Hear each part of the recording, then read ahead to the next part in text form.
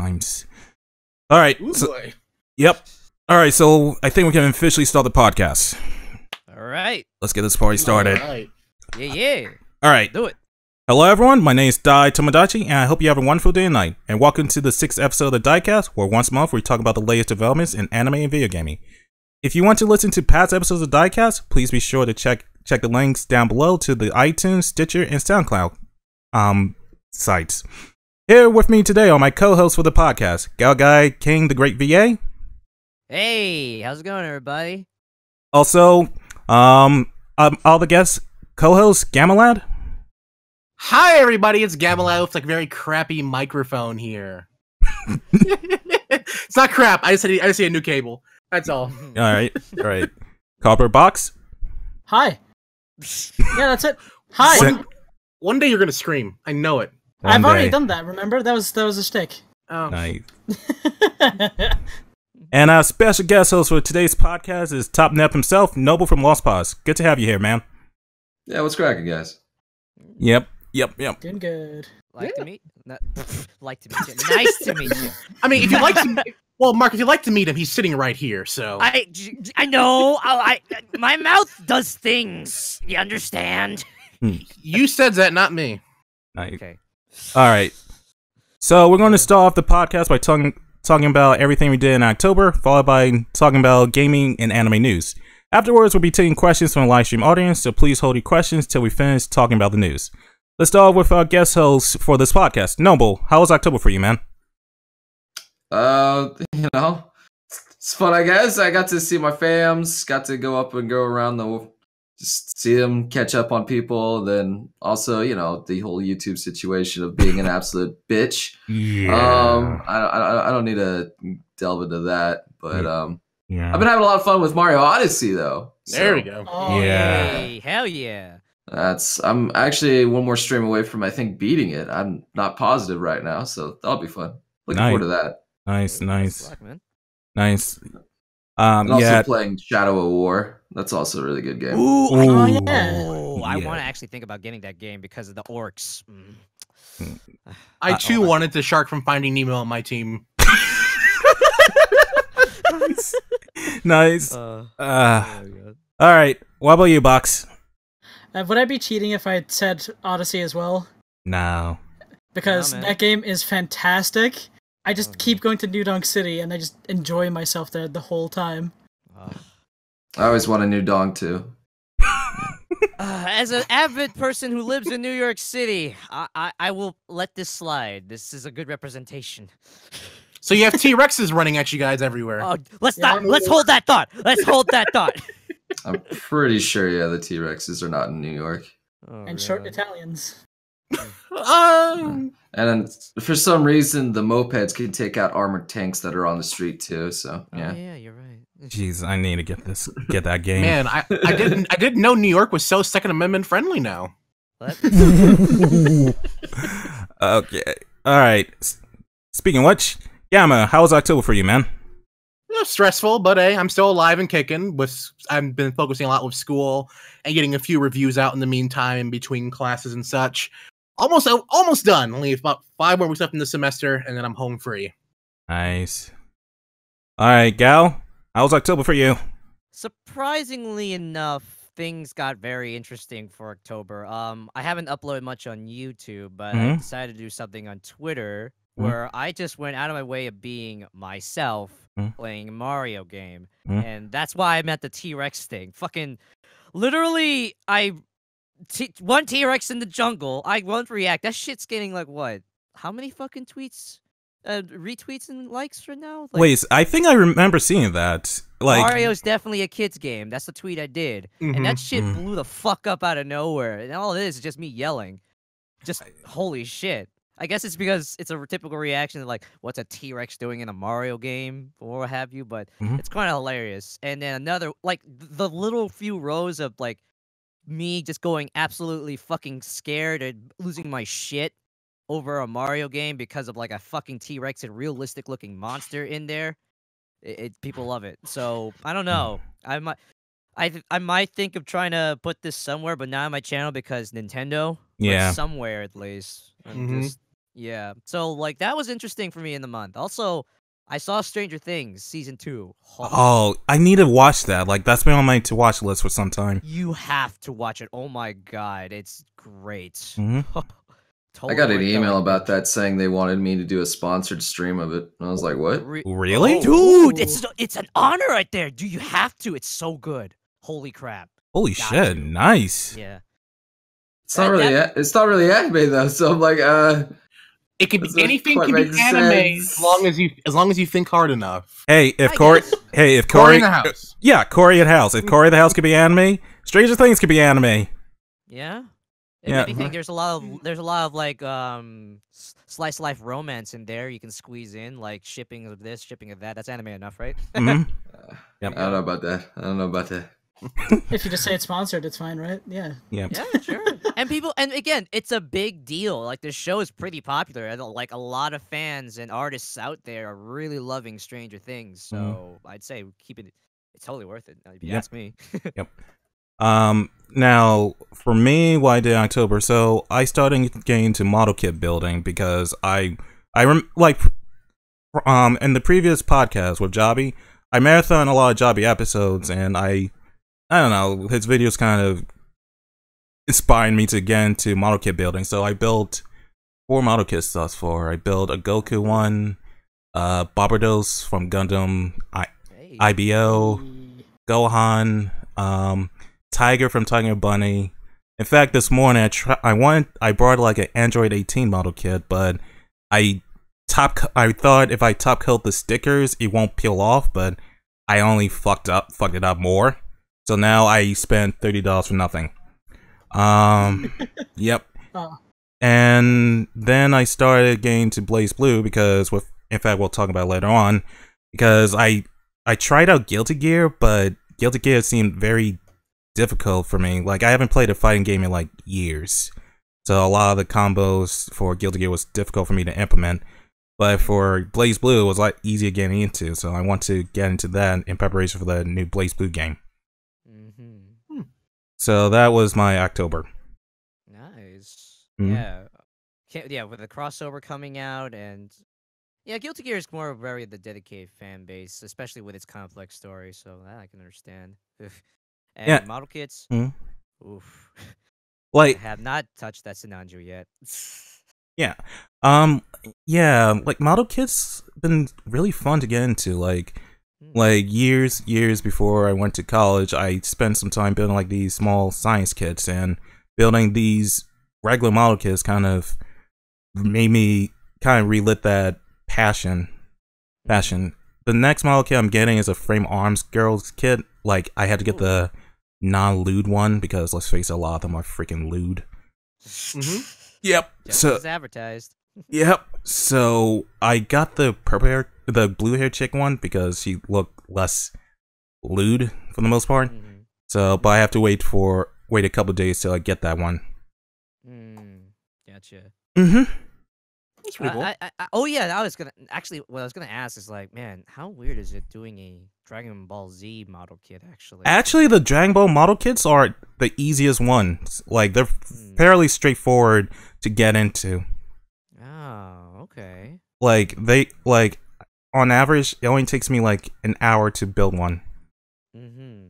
They're like really easy to assemble.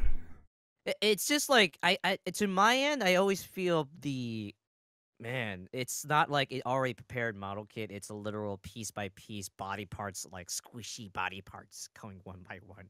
I don't know. It's feeling a little, but hey, if it looks good in the aftermath, then hell yeah. I'll keep that in mind. The Goku one is probably the best looking one. Nice. Let's see. Anyway, so let's talk about the news.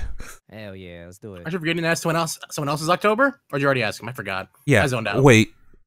Yeah, I believe I asked Box, I asked you. Yeah. We covered everything. Okay. I zoned out for a second. Sorry. If you feel left out, speak up now. Nice. Alright. All right. So, let's start off the podcast with the magic word for the stream. Microtransactions. Yeah. I hear Jim Sterling in the background somewhere. Oh, I can hear Jim Sterling just screaming to the heavens right now. Oozing with so much bullshit in the game industry. Yeah. So, several games came out in October that had several questionable implementation of loot boxes, like Shadow of War, Call of Duty, World at War, and Battlefront 2. In addition, Shadow of War one's not that bad. You don't have to do any of it. So, thank God. Yeah, it's been blown out a bit out of proportion, though. I really don't like that in a single-player game they're making you buy loot crates. Yeah. But in addition, Activision found a pattern for advertising microtransactions to players after multiplayer matches, which a lot of people are like really scared and pissed off about. In fact, I think they filed another one this week. Really? Yep. Have you seen the one in Call of Duty World War II? Yeah, loot boxes from the sky. Yeah, opening loot boxes from the sky in a social environment, and you get a social score achievement if you watch people open their loot boxes. Oh yeah, I remember. What? Yeah. Are you fucking kidding me? Well, people do post on YouTube like loot unboxing, see what you get at 100 boxes anyway. So I guess maybe they're capitalizing on top of that idea. I don't know. They are, but it is really weird to me. I mean, I only knew of a few YouTubers that did that, like Musulk and TF2 at one point, but that's still very popular? Yeah, for like Overwatch loot boxes when they're new and stuff like that, or Hearthstone card unpackings. Okay. Or if we really want to go somewhere that gets controversial, there's the the Counter-Strike, CS:GO. Oh god! Oh god! Yeah. Don't that test might that well one. be well, that's pretty much the biggest offender right there. We want to think about that. Yeah. The other thing is that it seems like the UK government is investigating loot boxes, from what I heard. Oh yeah. Yeah, the UK government's investigating them for gambling reasons. They want to understand if it's a form of gambling or not. The ESRB has already came out and said that loot boxes to them are not a form of gambling, but they've also flagged things that are less as gambling. So it's just a weird conundrum. Yeah.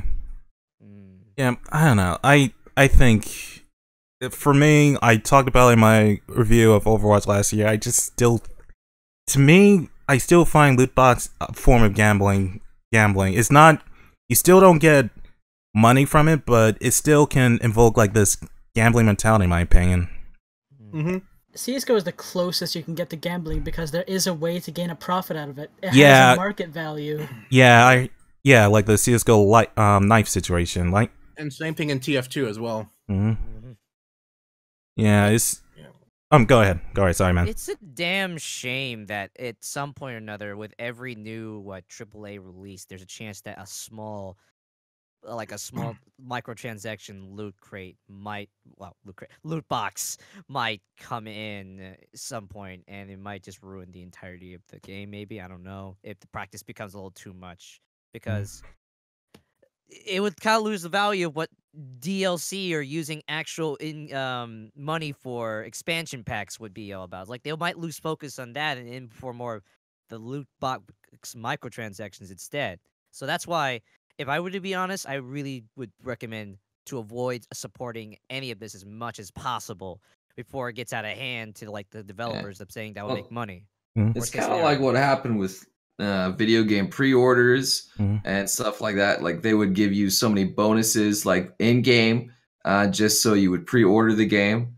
And that kind of got out of hand too, because people are just pre-ordering shitty games that they probably shouldn't be pre-ordering, and the developers were getting rewarded and people couldn't refund their money, and like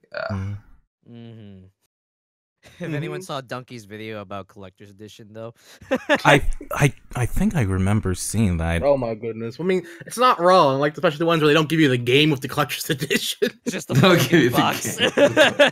Just the box itself. That's it. I mean, I'll be the first to say it. Like, say if Atlas had pulled out with like Persona 5, I wouldn't even have been mad. So it just depends on what you're how deep you're into it. Yeah. But it's still horrible all around. Wasn't there a thing with Shadow of War actually with their collector's edition? Like how many freaking editions that came out? Yeah. Oh jeez. That happened with. It also happened with that with Watch Dogs 2. Oh boy. Where there was like 10 or 12 different types of like collector's editions. Oh, and Origins, where you had like a $12,000 one. Wow. Oh man, that was something else. That's ridiculous. To be honest, I haven't really played a lot of games with microtransactions or loot boxes other than Overwatch. Like, I just been steering clear from that lately. Like, just try to remember, I played Persona 5 this year, didn't really see any of that. Nier Automata, didn't see any of that. Yeah, Japanese developers are very slow to catch on to the trend. I think Senran Kagura Peach Beach Splash had loot boxes. We could buy the cards on the No. They didn't? No. They did. I thought they No, did. no, don't make it so. Not Senator Kagura. Oh, not the sacred. Not the sacred boobies. No. I mean, they gotta afford their HD Rumble supported games. Like that's like seriously like the only game where it has fan service, but you don't have to pay like out your ass for costumes online, like fucking Tails. Like, oh god, or God forgive, Dead or Alive. Holy shit! Oh, that was a disaster. Or Galgun. Don't forget Galgun. That $100 DLC. Oh boy. Well, that one was a joke. Yeah, Galgun was actually. Yeah. They did that one as a joke, as a testament to the stupid DLC. Yep. And I laughed that people still bought it. Yep. Yeah. But yeah, it's like that's why I was always like shocked that wait, I can buy these card packs in Peach Beach Splash, and then Yakuza 6 and Yakuza Kiwami 2 have a form of it as well with their tower defense game. Yeah, I saw that.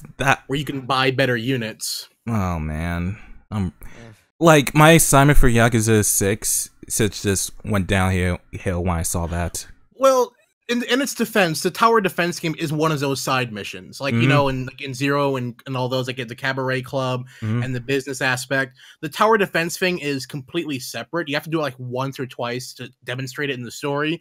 But why I'm not like too mad at it's because you don't have to buy the Kiryu, Majima, Saejima, all the different like packs because you can unlock them in the game. So, but it's still like, do I really have to pony up $10 a pack? Ooh. Yeah, well. Yeah. Yeah, it's getting a bit past the point of microtransactions now. Yeah. It's not like $1 or $2. It's up towards like 5 and 10 and 15, etc. Yeah. A while back, Gammalad, didn't you say that Yakuza is the best-selling game for Sega to begin with? Not the best-selling. It's becoming one of their best-selling. The series to date has only sold about 10 million across all of them, but it's having a bit of a resurgence in recent years, especially in the West. Yeah, it didn't do too well in the West until recently. After the disaster that was of Dead Souls. Yeah. Well, technically, the reason was, according to Atlas, because they wanted to wait. They bought Atlas to localize their import games, and so they waited till Atlas was fully under their wing before they started doing more localizations, and that's when Sony came in and localized Yakuza 5, but I'm pretty sure Dead Souls' abysmal failure didn't help. Yeah. Yeah. Well, overall, I just think that this whole microtransaction on this loot box craze is just gaining really crazy right now.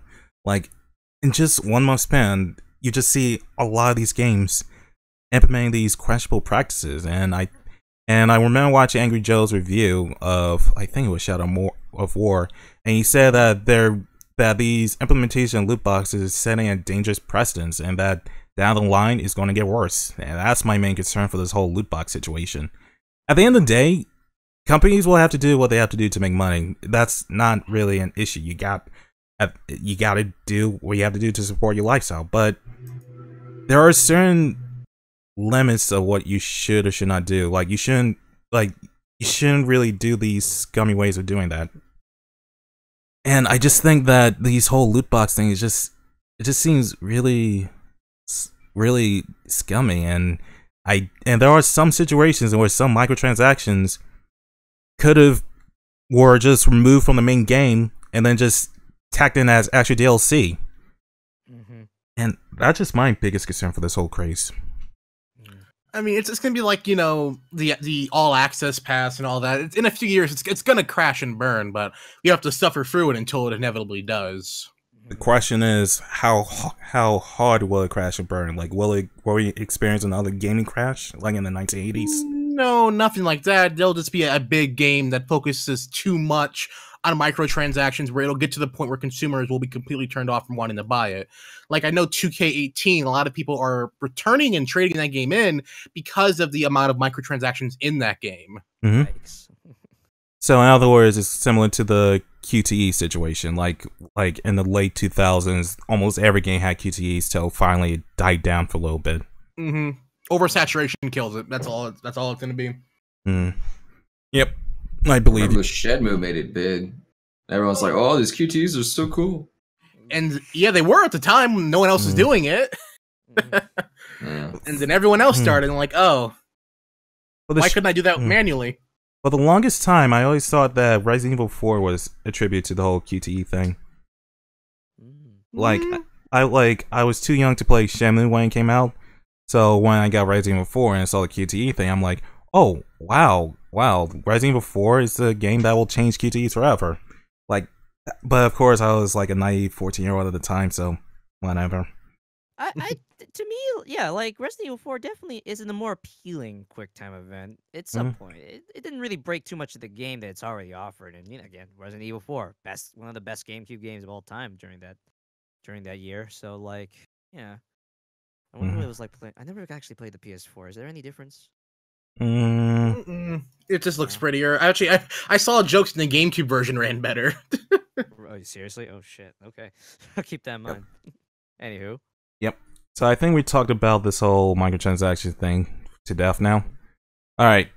So next up, Neogaf. Oh boy, oh boy. What is that?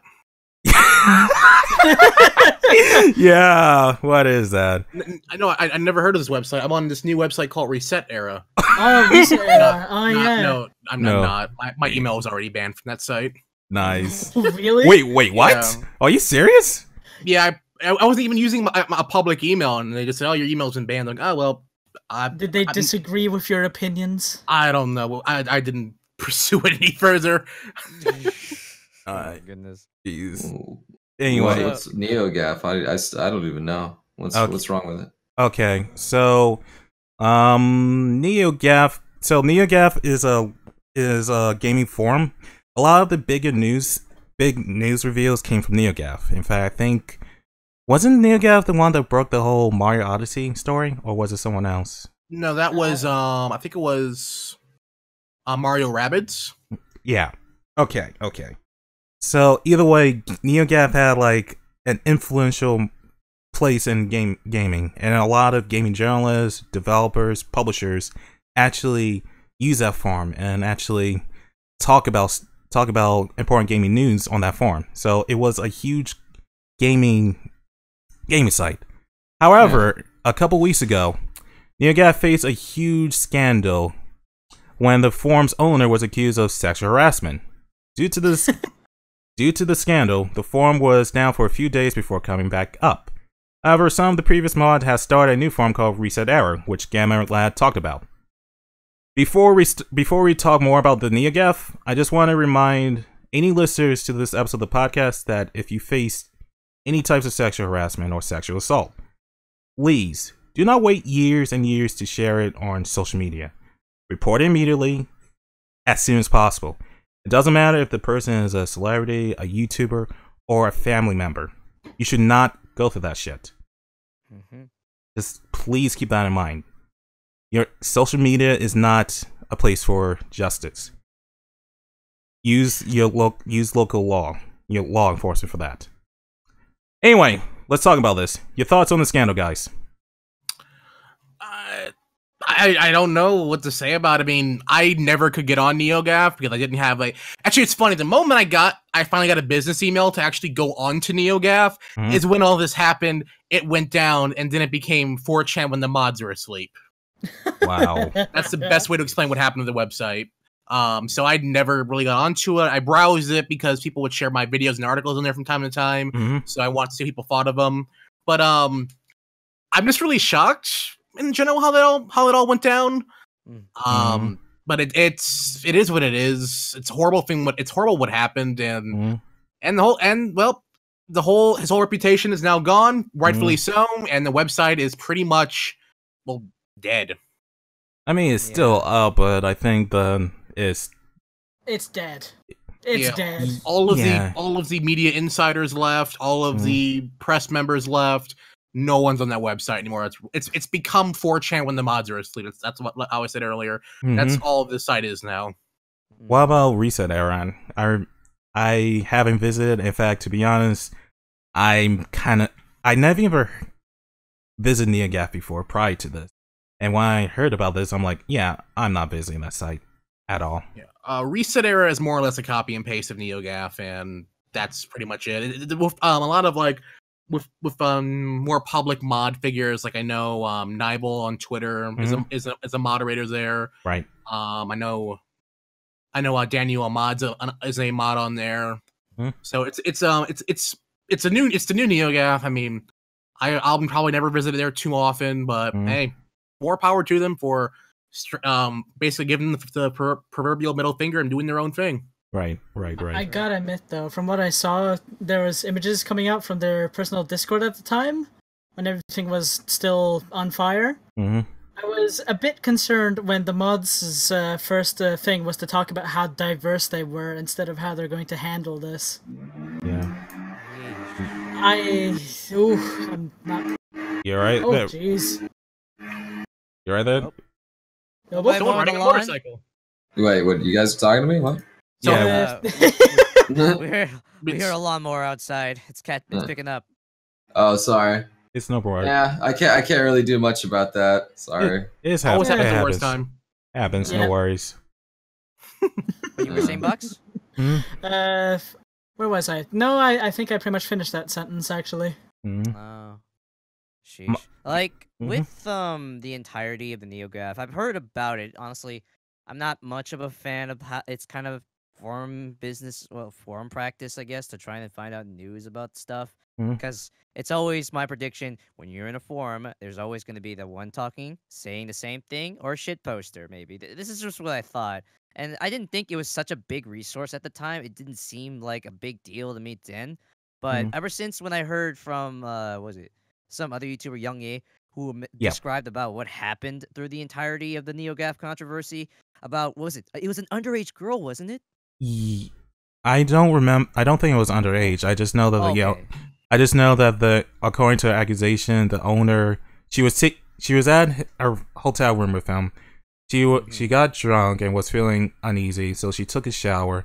The guy entered the shower with her, and even though she told him that he has a boyfriend, she doesn't feel comfortable about it. He walks out of the shower. He gave her the cold shoulder throughout the whole drive, and he even caused her to ruin her relationship with her boyfriend, and they end up breaking up weeks later. Yeah, it just seemed really scummy. And when I also watched Young Ye as well. Just from the previous reports about him, he seems like a scumbag in my opinion. He really does. Yeah.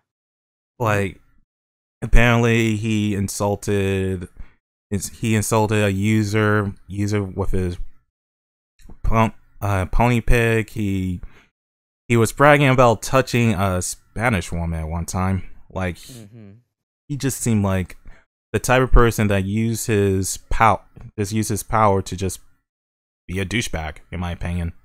Yikes. But my only question is, what site would replace Neogaf in terms of relevance to the gaming industry? It just plenty.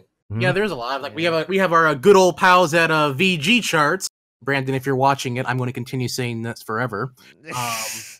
The forums there are still pretty active. You have GameFAQs is still pretty active. Like Neogaf just had that stigma because it had the media insiders there. That's all it had. So it's like it was just like any other thread. It just got lucky. And then what is it? We're talking about like game news and updates.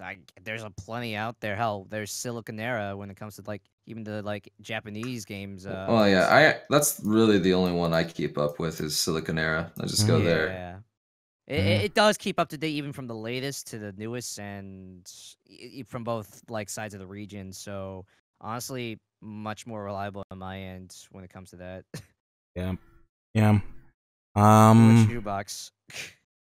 I honestly am very out of the loop with most game news. I get it from Twitter half of the time. Oh yeah, that's one. Yep. Twitter. I get a lot of my gaming news just from my freaking audience too. They always just post about it immediately, and I'm just like, well, okay. Yeah, that happens to me. Like I get an ad saying, "Oh, did you hear about this?" No, I didn't, but now I did.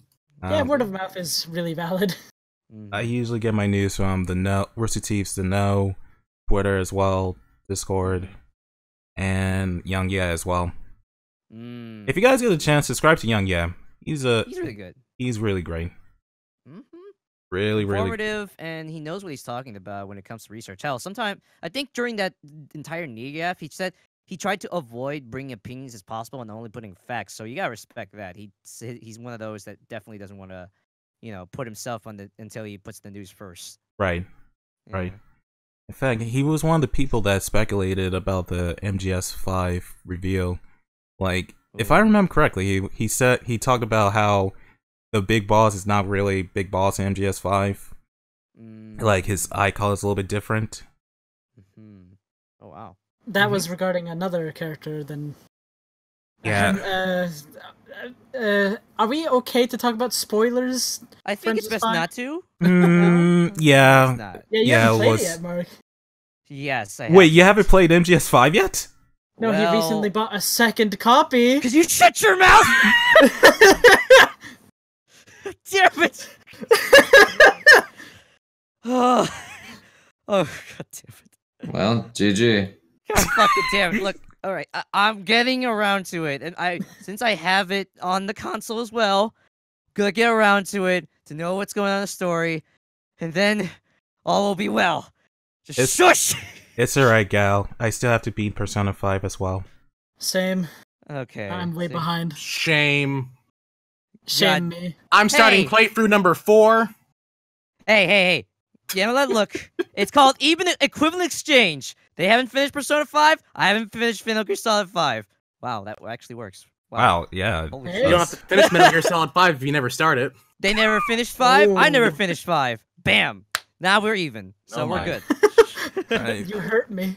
I feel like my brother would be part of this conversation because he's the one that plays Metal Gear Solid games and also Persona games. Oh, he would have all of us shown up. Yeah. Bet you he and Box will get along just as well. I don't know my Persona though. When it comes to Metal Gear Solid, though. Oh yeah, totally. Yeah. All right, I think we'll talk about the next piece of news. Also in October, Humble Bundle was bought by IGN. It's not really known how IGN plans to use Humble Bundle, but a lot of people are concerned. Your thoughts, guys? It's not that big of a deal. People are making this whole thing like, like it's an ethical thing where a review publication should not buy a publisher. Because Humble Bundle, while they do sell games, they also publish video games. So it does become a bit of a conflict of interest to some people. But it's IGN, they're corporate overlords. They bought Humble Bundle, so it's kind of like with GameStop with how they have Game Trust, and Game Informer still reviews Game Trust games. So it's just not that big of a deal.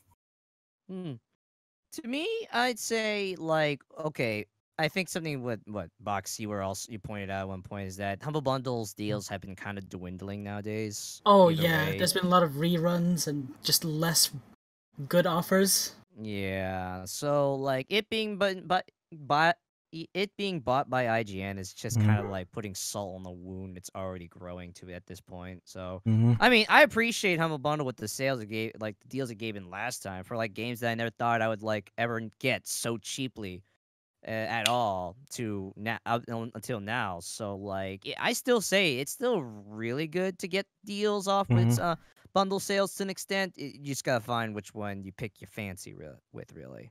I still really appreciate how they handle the charity stuff. Yeah. Oh yeah, totally. You can choose your own charity. You can choose your own charity in a lot of the bundles, and I respect that. And That's why I say it's not much of a big deal, because I feel like at its core, nothing is really going to change. I mean, Humble Bundle does still bring in a lot of money, so IGN, I guess, wanted a cut of that or something. Or maybe Humble Bundle wanted to expand more than they currently can, and then and IGN offered them something. Who knows? I mean, it's as long as no integrity or ethical decisions are like breached, it's not gonna be that much of a big deal. Yeah. The only thing they did say they want to keep things the same. Oh, sorry. By the way. Yeah, it's no problem. The only thing I really imagine them doing for Humble Bundle is just IGN doing something similar to what YouTubers do. They do the review. They'll say at the end of the review, "Hey, if you also want this game, you get a discount to the Humble Bundle." That's the only real way I imagine IGN really implementing Humble Bundle. Like you said, it'd just be an extra revenue source for IGN.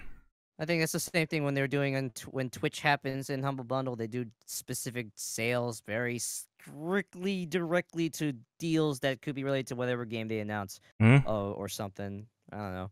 Your thoughts? Hey, but what about you, Lost Pause? Have you ever used Humble Bundle before? Yeah, I've used it quite a bit. They had some good deals. I bought a few games from there, and then I got a shit ton of that I didn't ever really want, but I got them.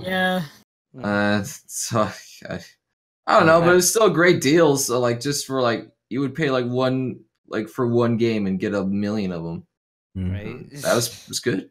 Yeah. And hell, if anything, it leaves an incentive for you to like do giveaways of any games you don't have, you already have. So like, speaking of which, I'm guessing the Lost Pause. Have you ever saw that Humble Bundle at one point we're doing the soccer games bundle deal? Yeah, I even I retweeted that and said, "Yeah, guys, you should buy this because I really like WinCloud." Because if you guys didn't know, WinCloud made my Lily avatar. Yep. Oh yeah, I noticed. Yeah. It's just it got me surprised. I was like, oh wow, now they're making a deal out of most of the soccer games now. Okay, through Humble Bundle, didn't expect that. So kudos to them during that time. Yeah, I still have yet to play the soccer games. Like, I haven't really played a lot of visual novels this year. In fact, the last visual novel was the Doki Doki Literature Club thing. Oh boy. Fun. Oh boy. Yeah, that was fun. Oh man. That was fun. The 3 hours were slow, but then that 4th hour. Yeah, it starts with your normal average visual novel, and then, well, stuff happens. Yeah. Cutting edge visual novel technology. Ain't that great? Yeah. Yeah. Oh man. Let's see. I'm sorry. Go ahead. Go ahead, man. It really leaves you on edge, doesn't it? Don't spoil that because I still need to stream that. Oh yeah, you should we won't say anything about the game.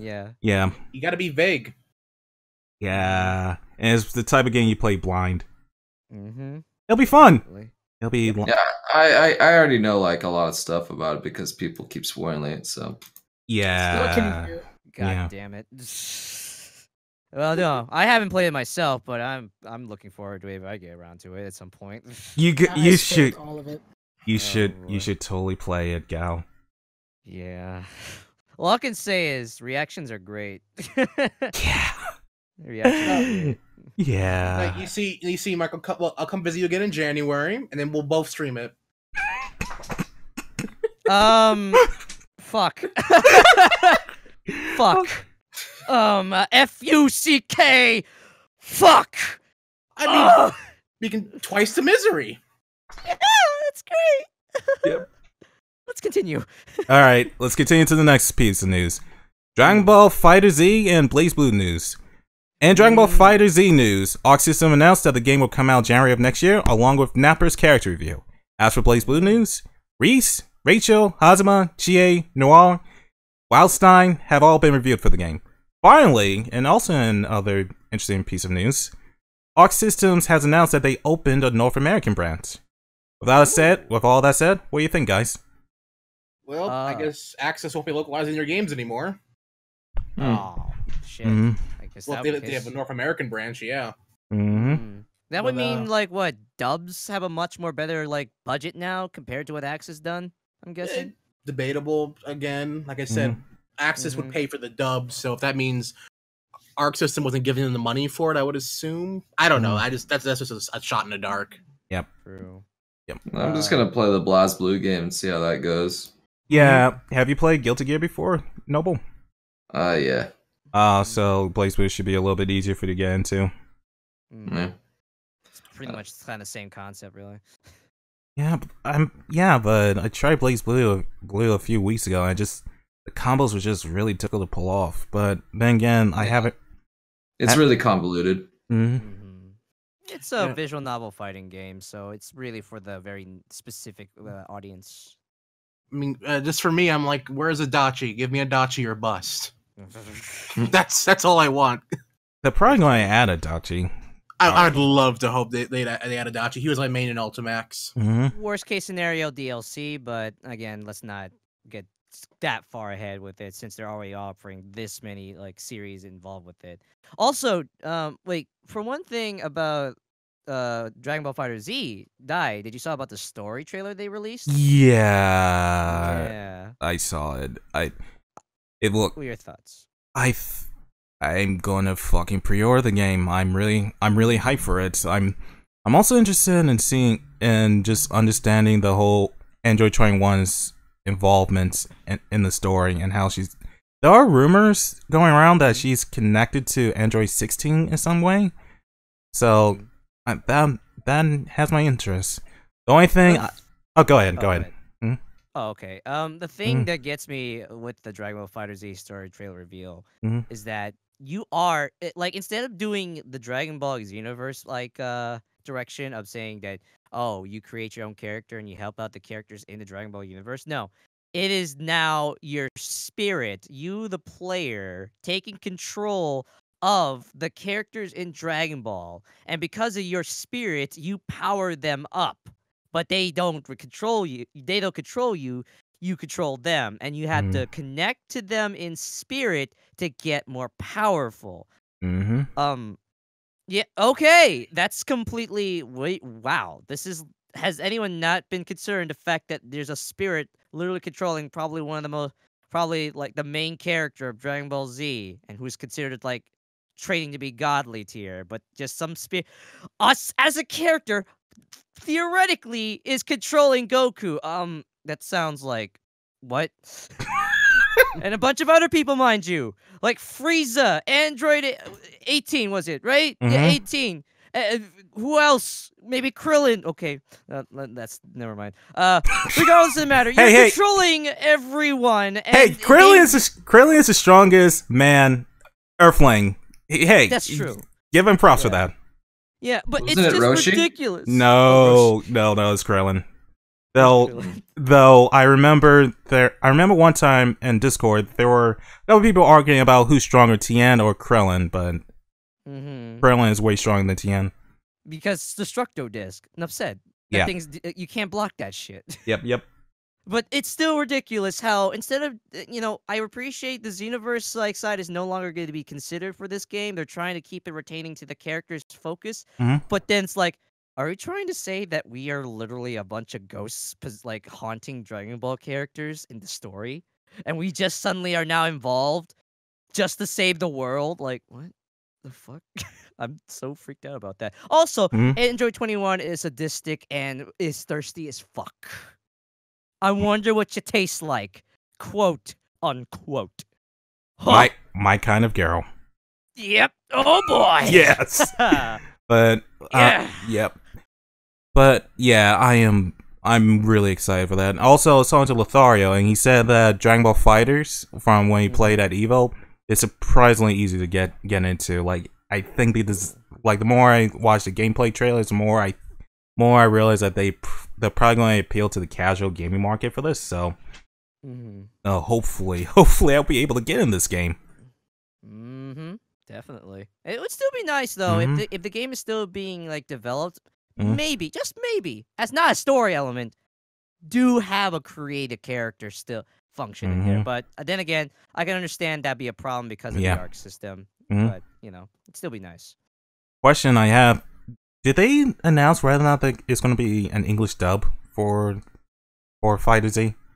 I mean, they said Funimation was in development with the. I mean, like after the story trailer, I saw Funimation's logo on it, so that means maybe it's still being dubbed, and they're just showing the Japanese subtitles for now. Like they don't want to like spoil at least that much yet. And again, given that Funimation is on the dot, trying to get stuff done dub-wise, which I hope a certain something, which we'll get to later, that they actually do keep their work consistently. Because, again, doing video games is one thing, doing simulcast anime is another. So it probably is, like, on their ass, but a lot of money behind their back trying to take care of all this. So, you know. Yeah. But we'll get that dub, definitely. The only other thing I'm interested about is the Blazeblue game. Like, previously I was like, whatever, but lately I'm getting more and more excited about Blazeblue, and I just want to see Makoto in that game. I want to see the Squirrel Girl in the game. I want to see Taukaka. Yeah. That's my favorite. Yeah, I can't wait.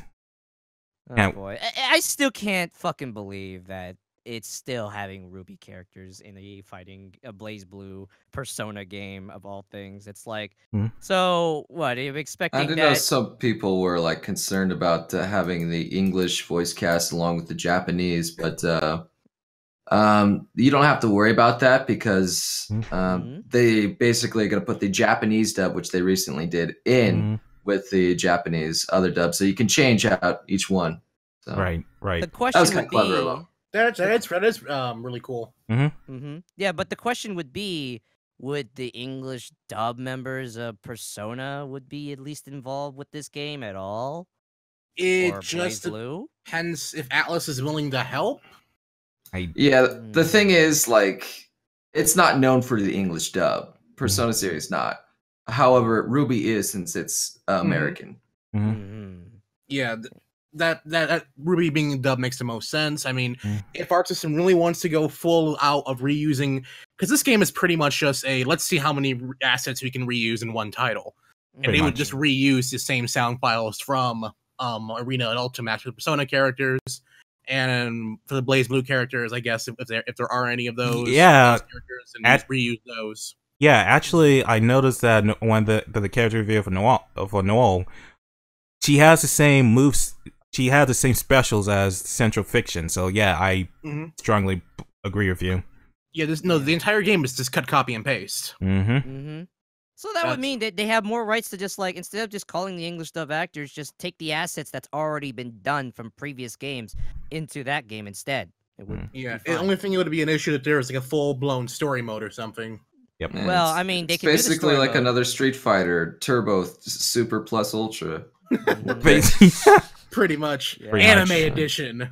Hey, look at this. With a story mode, they could just take the visual novel route where they just do grunts and they don't really talk at all. Bad it may be, it could just be the best way to save money.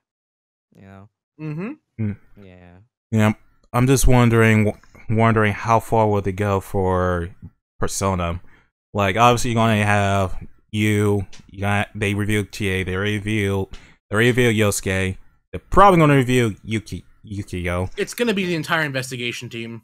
Yeah, it's gonna be the entire investigation team of maybe Adachi. I can't see them adding any of the P3 characters. Or what about Margaret? I can't see that happening either. Oh. What about Minato's no, okay. In the immortal words of John Harden, no playable doors. I just want to see him. Look, fucking, he's going to dance. Why can't he fight? Because maybe Persona 3 dancing takes place in the middle of the Persona 3 story. Damn it! It's not an excuse to have not a fucking fight. Damn it! I mean, if you want to drag him off his whatever he's stuck to, put him in the middle of in the field. What if you could fight in front of him? That'd be the best thing. You know what? I got a big ass axe, and I'm ready to chop that door down to have him fight in the goddamn game if I have to. You know what? He's gonna be a stage. Yeah. You know what I can totally imagine? I can totally imagine one day Minato is just going to Atlas EO. He's like, yeah, I've been a door for like almost a decade. Can I not be a door? And then the Atlas EO gets up, looks out the window in his office, and he said, how do you feel about dancing? I could just totally imagine that's how it came to be. Totally imagine. Yep, that's great. Yep. Fucking, that's my boy, Minato, coming right back again. All right. let's go. Let's talk about the next bit of news. All Okay, right. that's good. I was getting scared. In a surprising bit of news, Essential Magic Index has been confirmed to gain a third season. Ooh, Like, actually, I found this out because Noble, I saw you retweeted the news, and Yep. I thought it will never get a third season. But I think in my Christmas video last year, I just said the anime that never going to get a third season: Spicy Wolf season 3, High School of the Dead, and then Magical Index not getting a third season. My question is how? Like, I thought the DVD sales were bad for Magic Index. You got me, man. I don't have any mysterious answers in the industry. I don't got that Yeah. one.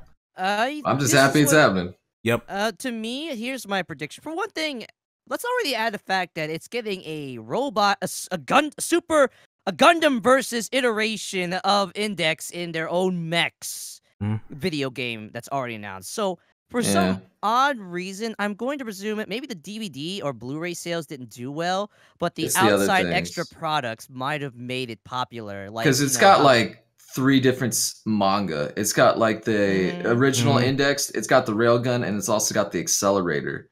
yeah. So like they have so many spin-offs and other things that are going on. So it's still popular. Yeah, I think that was enough for them to iterate a third season to bring all those spin-offs into like. So yeah, you saw all this, but let me take you back to the actual main series. Now, personally, for me, I like Railgun a little better as a story compared to Index, really, unlike the magic stuff because of how the sci-fi was a lot more focused on with that season. But the fact now that they ever since the movie, now that they are finally going to be doing a season 3 after all these years. I'm glad. I'm honestly really glad. It's a childhood anime that I'd say it's like one of the first I've watched since in middle school, actually. Like like maybe in my my very last junior high of middle school, I saw that anime. And glad that it's still kicking ass even to this day, even though those Blu-ray sales were kind of meh. Yeah, but yeah, as for my Railgun, I don't know. I like Index a little bit more than Railgun from my experience. Like, I like Toma. I like the whole church society. Yeah, that's where shit actually happens in the story. Yeah, especially. And it's just like, go ahead.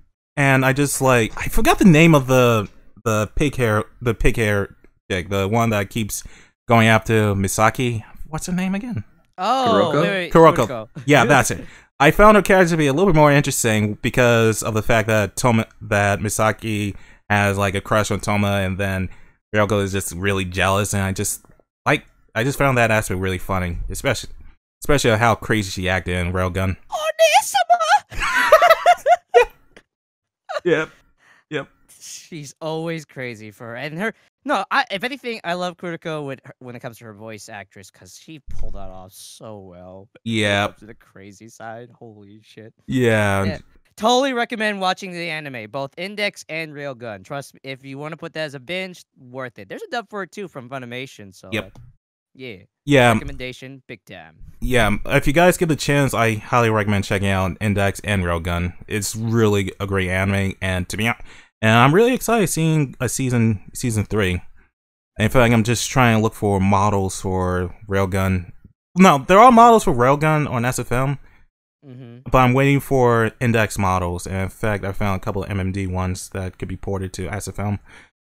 So I'm just trying to think of a Index parody for next year. All right, nice. Okay. Yep. All right. Yep. All right.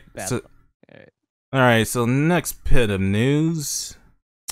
Oh, yeah, this one. Oh boy, let's begin. So now we're going to talk about the highly anticipated shonen anime this season, that is Black Clover. Only that, well, Gal, Lost Pause, you want to talk about it? Let's see here. I made a video on it. Yeah. I made a video. It's just they stretched it out to oblivion, honestly, and it made me very, very, very upset. Like they made the first 3 episodes of the anime chapter 1 of the manga, and I just don't understand why. I know some people defend it. From what I've seen in the comments, they go like, "Hey, they actually the author is able to explore more on what he wanted to do." Yeah, but I'm like, yeah, but he's also butchering his entire series by ruining the entire pace of it. Yeah. And so like by just useless information nobody gives a shit about. You're like, I'm sorry. You can if you want to bloat something, make the action scenes better. That's fine. Nobody will complain about, oh god, that action scene was actually really fucking good. But man, it just went on just too long. But damn, it was really nice. I don't know. Like nobody ever cares about a long action scene. Yep. Oh, I mean, look at DBZ for fuck's sake. God damn. That's what I was gonna say. Literally Dragon Ball Z, where it's like, where's the action? Not yet. It's just getting ready for it. I thought so too when I saw the first episode. Oh god, sitting through the first episode of it, and like, oh, we're finally seeing some action. Wait till next episode. Wait, what? After all that unnecessary yelling? Okay. Yep. This, of course, when I bring it up as one when it comes to voice acting side of things, really, kudos that okay. It's a good thing that the voice actor is really new playing the main character for him. You know, it's a big opportunity, but, you know, I blame either the director for deciding on this so suddenly and not thinking about what's wrong, or the fact that he tried way too hard, okay? It's a complete other voice acting mess, even for an English watcher. And it doesn't mean like, oh, I don't understand Japanese to that extent, so how would I know? So it's all about the tone, the appeal of the tone of someone talking. And his tone is the fucking worst. I'm sorry, just no fucking way I could sit through that dub, the Japanese dub, unless somehow I'm gonna just say it straight off, announcing to Funimation if you're hearing this. Oh, they released the dub. They did? Yeah. I'm good. Okay. I was gonna wait until episode 3 to make some comments about it. Yes. Please, if I still want to say this, I hope you did a super better job than the Japanese. If that was the case, you have my full support to be literally going in watching that when the new episode comes out. And I want them to make this their main focus of a simul dub, for the sake of fixing up what the original has fucked up so far. Already the fact that it's a shonen, it's this season's shonen anime that's dragging out way too long. I mean, the thing. Yeah, go. You can finish your point. You can finish your point. Go. It's just that's all I have right now. That's the only hope I have. I mean, look what happened to Twin Star Exorcists. Even though it wasn't a bad dub, I don't think a lot of people cared too much about that show, did it? It wasn't a spectacular manga anyway. Yeah, exactly. But I read a lot of it, and towards the end it just gets fucking weird. It honestly just gets so stupid and dumb that I dropped it. So like it's not much of a loss. The thing that bothered me about Black Clover was the editing. Like, I watched it till episode 3, and episode 3 they had the fight between the first Wizard King and the demon thing or whatever. The chain guy? Yeah. No, it wasn't the chain guy. It was the first Wizard King fighting against the demon attacking. Oh yeah, you're talking about that. Yeah, that happened with manga. Yeah. Like, instead of in the first episode they show off the baby scene, they should have showed off that scene of the fight between the Wizard King. In fact, I think I read a couple chapters of the manga. Exactly how Naruto started. Yeah. Well, let's face. Well, might as well. Yeah. I mean, at the end of the day, from what I talked to various people, they said that Black Clover is a Naruto. The main character, like, it's just a copy of Naruto. And in the first episode of Naruto, they saw over the fight with the nine-tailed demon. And it was able to establish the whole world just through that a little bit. But them starting off with the baby screaming, showing up. Yeah, that was not their best choice. Yeah, to me, like, the editing was just really questionable, in my opinion. And the screaming, I have never seen an anime, or I don't recall seeing an anime, with a main character that screams literally every line. Every line he screams. I don't like why would they why would the voice director decide to tell the actor who is fairly new to scream every line? Like, I'm surprised that no one reviewed the episode and said, yeah, the yelling is a bit obnoxious. Yeah, because usually they don't animate it until the very end, until they have everything, so they can easily have reshot it and said, you know, this is kind of bad, isn't it? I don't know. Yeah, kind of bad. Yeah. But I haven't listened. Well, keep in mind, I don't want to sound like a filthy anime fan, but I rarely listen to English dub of anime. Rarely. This is the first anime in which I'll say, I think I better check out the English dub. It might be better. It's Black Clover. The Japanese stuff of Black Clover really did that. But even if I watched the English dub, it won't resolve the pacing issue. Yeah, the pacing issue will still be there. But I'm gonna keep my hopes up until they get to the Magic City, where actually the interesting shit happens. So I was gonna wait for a little bit. I was just gonna continue on with the dub because I can't fucking stand the Japanese. Amen. Yep. That has to be a new record or something. Totally. No, that's not new. If you know DBZ, your Lo and Behold game that you guys have been talking about this entire time, a lot of people can't stand the Japanese version because they kept the child actor for Goku. Yeah. I know about that too. I'm not gonna lie. The Japanese actor for Goku, she does a good job voicing him after all these years, but I prefer the English guy. It's a mismatch, in my opinion. He sounds like Goku sounds like a duck in the Japanese dub, in my opinion. From what I can understand, I guess, when it comes to Dragon Ball Z, I mean, it was supposed to be a true sequel to Dragon Ball, but it became a lot, with the writing later down the line, became a lot more brutal and serious at that point, so it would make sense why Sean Schemmel would do much more better justice to Goku than it is like the old time Masako being Goku after all these years, which again I still respect regardless of the matter. There's some level of like, you know, dedication for someone that old for one thing. Oh my god. If anything, look, I'm gonna do a little bit of a comparison before we get to that topic. At least when it comes to Masako screaming, it could be irritating, but at least there's some level of real screaming compared to the fake bullshit that the main character in Black Clover is trying to do. All right? It's like he doesn't even try. You can't even hear the stress in the throat doing that at all. It's bullshit. All I could say. At the very least, Masako knows that she's breaking her vocal cords, screaming out all her attacks, regardless of the matter. This newcomer has to try much more fucking harder, or take fucking notes. That's it.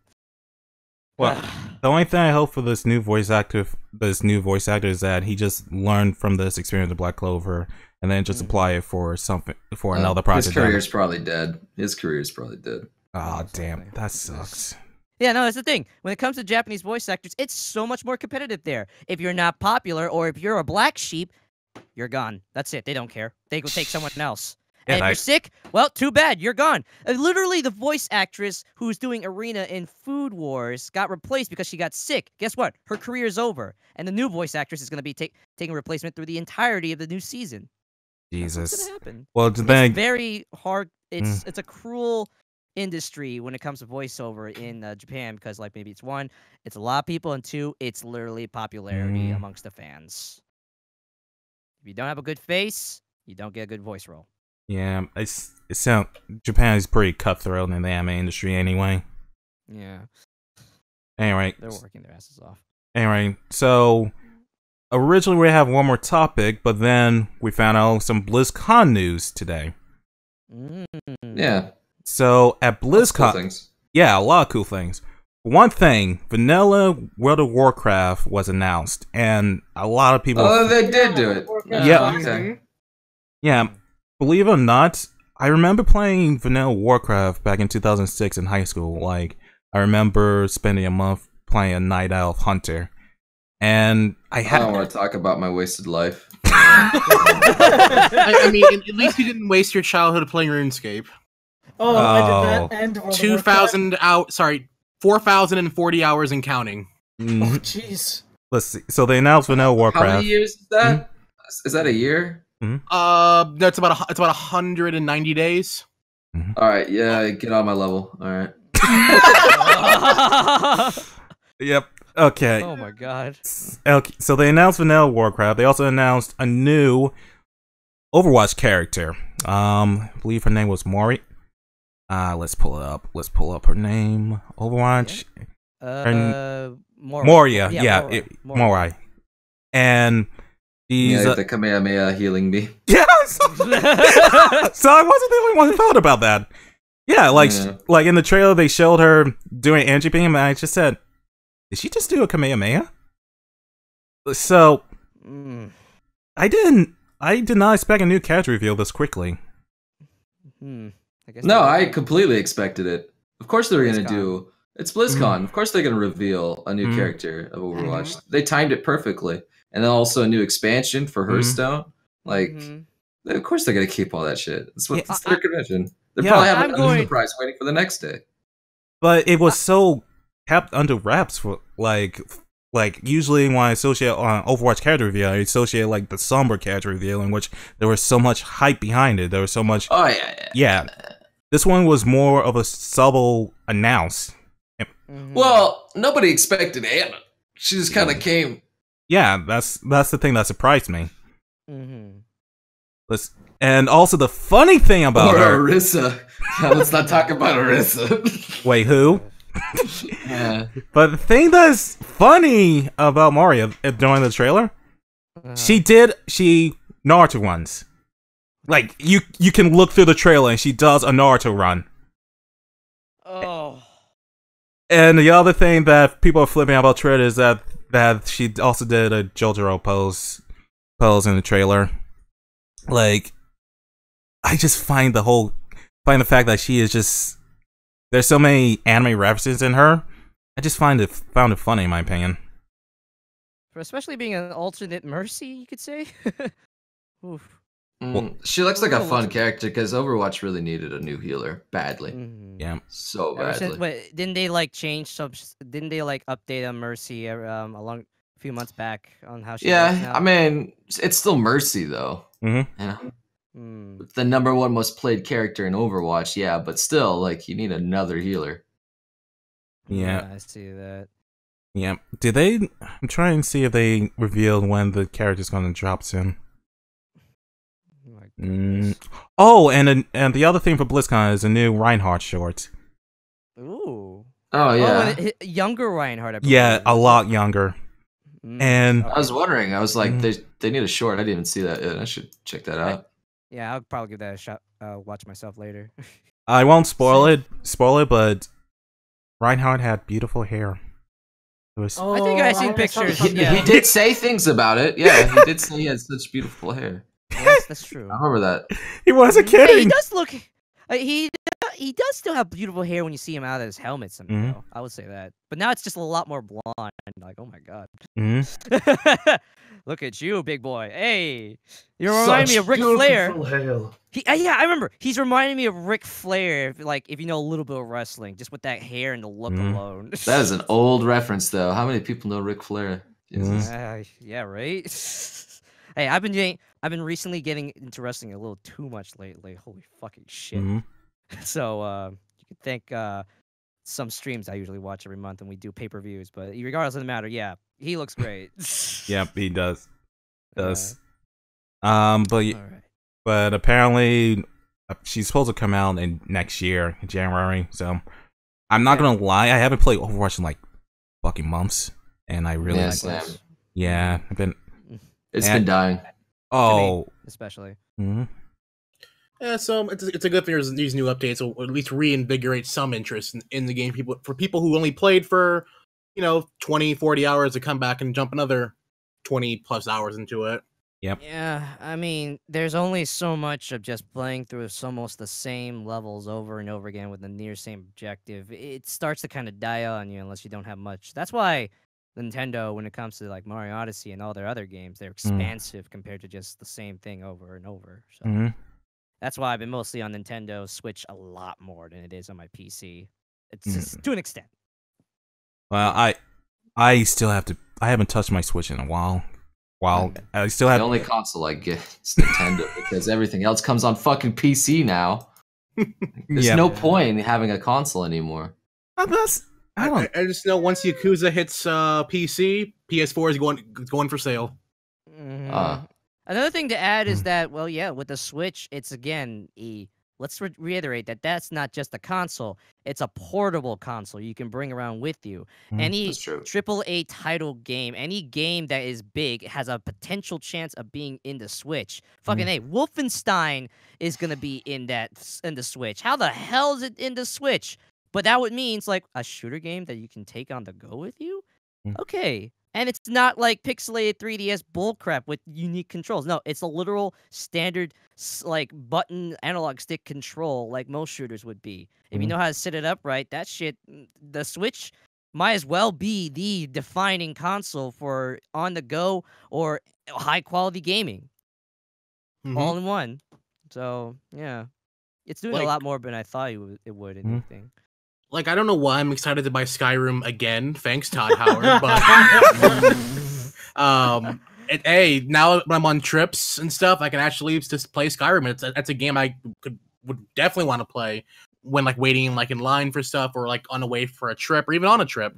Yeah, I think people give it way too much shit. I'm actually, appreciating the fact that you can have it portable. Yeah. Oh man. Like at this point, if it gets that popular, just wait that both, well, technically they did, but they're going to reiterate maybe, that both Sony and Microsoft will try to do the same damn thing one day. Well, mobile games have always been popular. Just look at how successful phone games are. Jesus. Oh, God, no. Yeah, remember Snake? Can I add you guys on my Clash of Clans team, please? No! Wait, I kind of regret getting to this game called Valkyrie Connect. I've had to like just put it down and delete notifications and not look at it. Like I can't. It consumes you. I blame my partner Charles C. Bernardo for fucking getting me into Fire Emblem Heroes. Fucking mobile game where you go every day and you can put in your points to gamble on whatever, like a gachapon gamble if you get the best character for your units. And oh god. Here's a question. What's up? How much money have you actually spent on that so far? Shut up! I didn't spend anything. Okay, sure, but let's say hypothetically, if you were to spend a limit. $60. Okay. Oh my god! Well, just wait for the Animal Crossing to drop. I can't stop playing that. Oh, one. don't! No! I remember now. Boy. No, Animal Crossing for the phone app. Oh god, no. Oh, that game is addicting. I can't stop. Oh god, no. Tom Nook. I regret getting the Australian version early. Yep. All I'm going to say about that new Animal Crossing game, Tom Nook, you ain't getting my money. Wait, it's out already?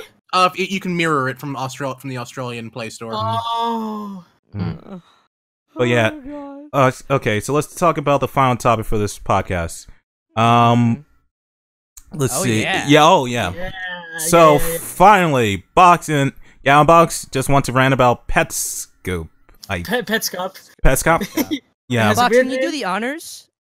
The honors. Yes. Introducing Petscop? Yes, please. Well, there's a certain quote from it which I think just sums it up nicely. And that is, "That's a dead kid." Oh. Whoa. Oh, okay. Yeah, it's a bit of a creepypasta game story. It's supposed to be a bit of a let's play, but acted out. It's surprisingly really good of a storytelling game. If you think the concept goes like this, it's a PlayStation game you never heard of. What was the phrase, Box? What? That's a dead kid? No. Not that. It's the game that you'll never have, never have, and you never will. Was it? Yeah, something like that. The best game you've never played. Yeah. That was a good way to summarize it.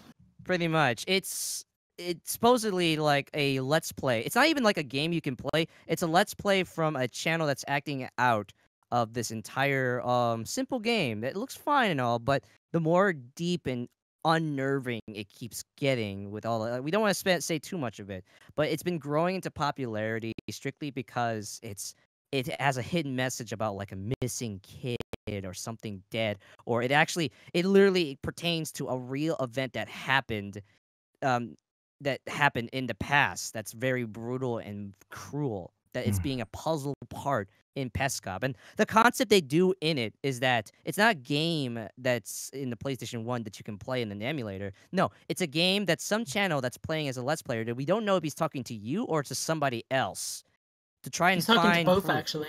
It depends a bit on the episodes. Yeah, and it's just him playing through it, and everything is all, I wouldn't say pre-scripted, but he made that game strictly to like go through it and just find puzzles that will only slowly pique someone's interest of figuring out what's going on, even though you're not behind the reel. Like, it's very interesting. There's like I'd say there's like 7 videos of it, or 7 or 9. It's up to 9 now. The reason I want to talk about it is because apparently the rumor is that a 10th episode will be coming out soon.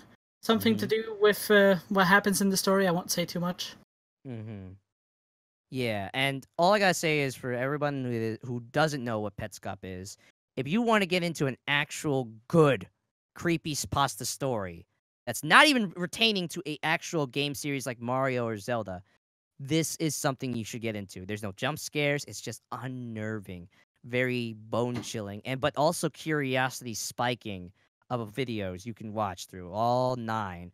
People have been, like, going at it, like, of course, game theory, but not just game theory. You have also Pyrocynical that went through a very intriguing and informative 1-hour video that got, like, a shit ton of views of talking about and going in depth of what goes on in Petscop, and my god, is it worth the watch. I'm just saying. So, for all you people, give it a chance to, like, go and give those a watch if you have a time. And try to, like, explore what you want to learn from it. You never know. It's totally one of those scary type of games that really gets your interest. Oh, yeah. Make sure to pay attention when you're watching the videos, too. Yes. Oh, so it's the new Five Nights at Freddy's? Oh. Well, I mean, it's probably gonna be in popularity and missing kids, scary.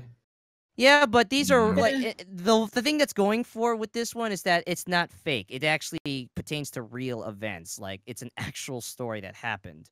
Surprisingly enough, well, not all of it 100%, but there are events. I highly doubt it's an actual story, but no, it's taking seemingly inspiration. Yeah, an inspiration to something that really did happen. Surprisingly enough, and again, there's our speculation already out there, and people will be kind of mad about what it's being related to, though. That's the only problem. But there you go. I didn't actually think of that comparison before, but you're onto something there. Sounds very spooky. Oh yeah, very spooky. Give it a chance. It's definitely an interesting watch. All right. So at this time, we'll be taking questions from the live stream audience. So we'll just wait a couple minutes until the questions start coming in. Oof, man, I'd be honest, like, sheesh, this month of October has been some interesting spooks lately. Well, yeah. Did Halloween? How did everyone's Halloween turn out? Actually, I spent my whole Halloween wrapped on campus studying for a. That's a real horror story. Yes, that was my Halloween. Oh boy! Oh wait, did anyone suffer? Did anyone ever get a piece of paper from their college saying, "Hey, we have a Halloween party. Come join us tonight"? Yeah, no, I deleted that email. Oh boy, I was literally sitting down in the lounge back in college, and I'm just like, there's these guys just giving out. What is this Halloween party is gonna be happening tonight? Are you coming in? It's like, hi, nice to meet you. My name is Mark. For me, I didn't go to school that day because there was a police blockade by the bus station. Oh shit! That's couldn't horrible. get in, and I was like, no one knew what was going on there. You couldn't get in from the main roads. You had to actually walk around into it from the side street. And then the buses were up security for some reason, where you can only because there's these major buses that you don't have to show your bus pass to get on. But they were demanding, often there. IDs, the bus IDs to get on the bus. I'm like, what happened to cause all this? All right. Jesus. So I got a question. Bomb threat. Wouldn't surprise me. I got a question for. Okay, so this question is pertaining to me. Dai, how many more model kits are you planning on buying a Master Grade Gunpla? Like I said earlier in the stream, I'm got a frame arms kit. So I'm assembling that. Master Grade Gunpla. I'm sticking with the high grade for now. Master Grade, if I recall, the Master Grade requires painting, which I don't feel real comfortable about at the moment. But I'm tackling the frame arm girls, some more Dragon Ball kits, and I think that's about it. Mm-hmm. Swivel. Yes, and I'm gonna swivel. And I'm gonna swivel those parts. Oh, If you're hearing this, Javi, swivel. Okay, so here's a question that might pertain to Noble, Gal, Gamma, and I. Mhm. What was your first harem anime? pass. Oh, first harem anime. Mm-hmm. Brad. Tenchi Muyo. Yep. That's good. That's a good choice. Yeah. I'm trying to remember. I actually can't remember at all. Actually, wait, go ahead. actually, I have the same answer as Noble. It was Tenchi Muyo. It's because, like I said, when it played all the time during the Toonami days. At the time, I didn't know it was a harem anime. That's the thing. Yeah, I didn't know either. I was just like, oh, hey, it's cool. Yeah, I didn't exactly. know what a harem anime was. Yep. Fuck. I'm trying to remember. Okay, not Tenchi Muyo. It was. Oh, I'm sorry. I have to change my answer. It's Pokemon. Oh yeah, you're right. Yeah, that is true. That is true. Wait. It's the first harem. Wait, please explain the logic between Pokemon being a harem anime. There's two different key points here. All right, the first one is the obvious one, which is Ash just gets more and more new girls every new season, just following him and wanting him. All right, everyone knows that, but also Pokemon. He's got a harem of Pokemon that love him. I mean, like, it's a harem of Pokemon. We're going there? Oh, Man, this is on next levels of wokeness. yeah. Oh my god, I didn't think it would go there now. Yeah. Well, he's not wrong. Just gotta catch them all, man. Oh, In more ways than one. oh god.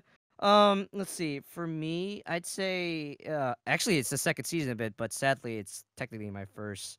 It's Negima. Now I remember. Nagimo? Negima was technically my first harem anime I might have watched back in the day, if we're gonna call it that. I will say this though, the second season or the new anime of Negima that's out right now. Yeah, I watch need it. to see that. It's Okay, it's actually good? really good. Oh Okay, yeah, good. it's good.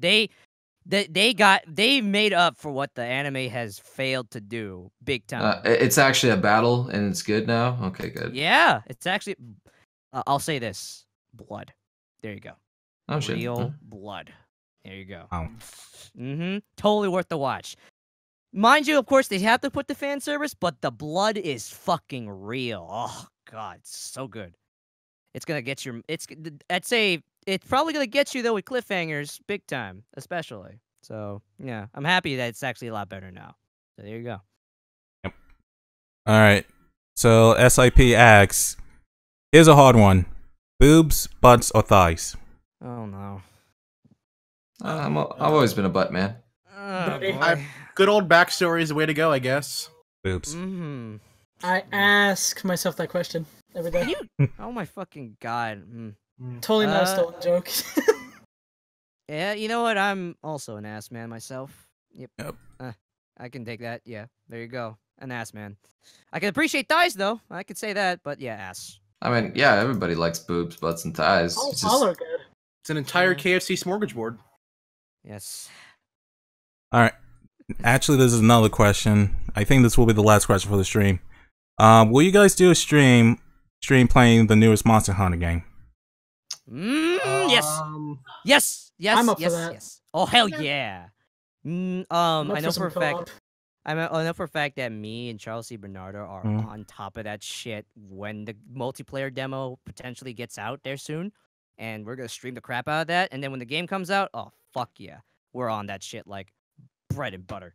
Yes, that game, honestly, is the perfect introduction to those who are trying to get themselves into Monster Hunter. Because, look, I'll admit this, I'm spoiled for graphics, especially if it's giant, awesome-looking monsters. I mean, if you have like T-Rex like designed like Mario Odyssey in the Switch, can't we get something like that in a high-quality Monster Hunter game? We didn't get that yet, but PlayStation 4's or PC, we're also adding that. Monster Hunter Worlds is gonna make up for it big time, and I am super looking forward to that. I mean, I have Monster Hunter for the 3DS. I just never got a chance to play it that far because it's just I can't. Something like this feels much better if it was in a much more bigger, feeling realistic graphics world for me. So this could be an opportunity now. I mean, I'm not the biggest Monster Hunter guy. I mean, Monster Hunter Stories is what actually it's the first one I'm actually playing through to completion, which is really sad because it's not really a traditional Monster Hunter. But Monster Hunter World does look pretty interesting, Totally. and it just looks like more of what I've always wanted a Monster Hunter game to look like compared to the 3DS games. Yeah. Mm-hmm. Which I cannot wait. I already have that on pre-order. I can't get the limited collector's edition. Unfortunately, it's already sold out of my GameStop. But I'm gonna get I'm falling into the trap of pre-orders to get every little bit that it will offer me. I will literally suck up for that game right now. Well, there's nothing wrong with a pre-order game you know you're going to enjoy. Mm-hmm. That's true. Yeah. No, Especially totally. collector's editions. Oh It's your hell money yeah. anyway. Who cares? Yeah. Exactly. It's like if you love the series and you know that it's going to be good, like hell, I was trying to get the collector's edition for Xenoblade Chronicles 2. And bullshit, they already sold out the first fucking 10 hour. Oh. No, sorry. First 10 minutes, they said. Same for Monster Hunter World, same for Xenoblade Chronicles. The limited edition just sold out that fast. Oh, I'm sorry. Well, I never played a Monster Hunter game before. Never. Mm-hmm. But this is a perfect time for you to try. Yeah. So depending on when it'll come out, I'll get it and I'll stream it. The thing is that when it's supposed to come out, March of next year. Definitely next year. There will be a beta in December. Okay. Yes. Mm-hmm. So you can try it out during that. Mm-hmm. Yeah. The only thing is that that when the game comes out, I'll most likely be streaming Cyber Dimension NEP at the time. So we'll see. Same. Mm-hmm. Gotcha. Yeah. But yeah, no. Well, everyone, if you haven't gotten into a Monster Hunter game because of the 3DS and you don't want to, with the 3DS, consider Worlds as your first step. It's totally recommended if you really want that world immersion. And if you have a 3DS, Monster Hunter Stories, I'm loving it to death. Hey, if you like your Pokemon-ish type of style, then yeah, take it. Mm-hmm. Yep. All All right. I think that's it. right. Okay, so I want to thank all my hosts for today's episode. Box, You're welcome. Gammalad, It was fun today. yep. Gao. Okay. I'm always happy to bring a loud face. Oh wait. How does Huh? the face? Oh wait. And Lost Pause. It was good having you here, man. Yeah, no problem. It was interesting. Pleasure. Yep. Yeah. Yep. Just a quick reminder. Again, if you want to listen to past podcasts, please be sure to listen to past episode on SoundCloud, iTunes, or Stitcher. The link to them is down below. The next episode of the DaiCast will hopefully be later in November. We'll talk out a 1-on-1. It'll be fun. Mm-hmm. We'll Yep. keep you guys updated on Twitter. Yep. Bam. That's it. Thank you guys for watching, and I hope you have a wonderful day and night. See ya. Bye bye. Bye-bye. So long, everyone.